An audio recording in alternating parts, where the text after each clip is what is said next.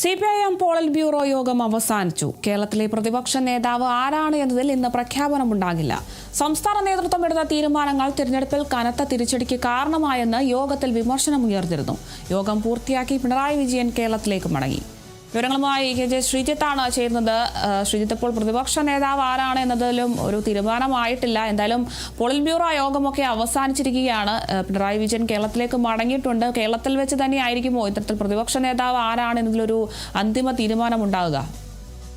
CPMന്റെ വിജയപരാജയങ്ങൾ പരിശോധിക്കാൻ ചേർന്ന polit bureau യോഗമാണ് അല്പസമയം മുമ്പ് അവസാനിച്ചത്. ഈ യോഗത്തിലാണ് എല്ലാവരും പ്രതീക്ഷിച്ചിരുന്നത് കേരളത്തിന്റെ പ്രതിപക്ഷ നേതാവ് ആരാണെന്ന പ്രഖ്യാപനം ഉണ്ടാകുമെന്ന്. പക്ഷേ ഈ യോഗത്തിലും പ്രഖ്യാപിക്കാൻ കഴിഞ്ഞിട്ടില്ല. ചർച്ചകൾ പുരോഗമിച്ചപ്പോൾ പല നേതാക്കളും പറഞ്ഞത് കേരളത്തിൽ നിന്നൊരു പ്രഖ്യാപനം ഉണ്ടാകട്ടെ എന്നാണ്. അതിനനുസരിച്ച് തന്നെയാണ് പോളിറ്റ് ബ്യൂറോയുടെയും തീരുമാനം വന്നിരിക്കുന്നത്.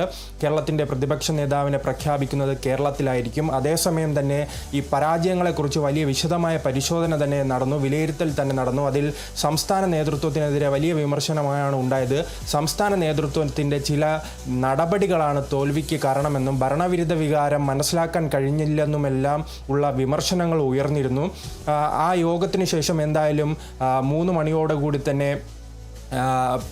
കാവൽ മുഖ്യമന്ത്രിയായ പിണറായി വിജയനും അതോടൊപ്പം തന്നെ സംസ്ഥാന സെക്രട്ടറിയായ ഗോവിന്ദൻ മാസ്റ്ററും അടക്കമുള്ളവർ കേരളത്തിലേക്ക് മടങ്ങി. 4 മണിയോടുകൂടി തന്നെ ദേശീയ സെക്രട്ടറിയുടെ ഒരു വാർത്താ സമ്മേളനമുണ്ട്. അതിലാണ് എന്തെല്ലാം പ്രഖ്യാപനമുണ്ടാകും, അതോടൊപ്പം തന്നെ CPMന്റെ പ്രവർത്തനങ്ങൾ എന്തെല്ലാമാണെന്നെല്ലാം കൂടുതൽ നമുക്ക് അറിയാൻ കഴിയുകയാണ്.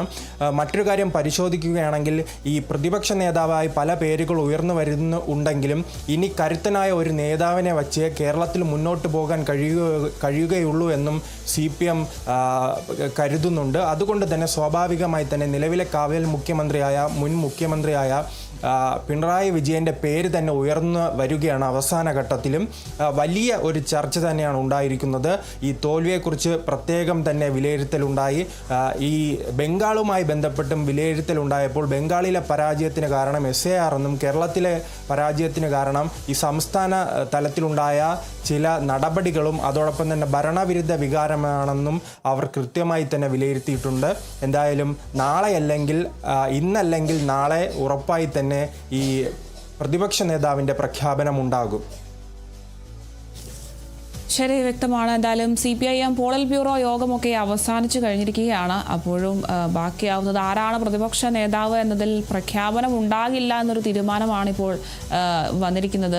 ഇന്നെന്തായാലും പ്രഖ്യാപനം ഉണ്ടാകില്ല. സംസ്ഥാന നേതൃത്വം എടുത്ത തീരുമാനങ്ങളിലൊക്കെ തെരഞ്ഞെടുപ്പിൽ കനത്ത തിരിച്ചടിക്ക് കാരണമായി എന്നൊക്കെ യോഗത്തിൽ വിമർശനമൊക്കെ ഉയർന്നിരുന്നു. എന്തായാലും യോഗമൊക്കെ പൂർത്തിയാക്കി പിണറായി വിജയൻ കേരളത്തിലേക്ക് മടങ്ങിയിരിക്കുകയാണ്. ഇന്നോ നാളെയോ ഒക്കെ ആയിട്ട് പ്രതിപക്ഷ നേതാവ് ആരാകും എന്നതിലൊരു തീരുമാനം അന്തിമമായി ഉണ്ടാകുമെന്ന് തന്നെയാണ് നമുക്കിപ്പോൾ ലഭിക്കുന്ന വിവരം. കൂടുതൽ വിവരങ്ങൾ നൽകിയത് KJ ശ്രീജിത്താണ്.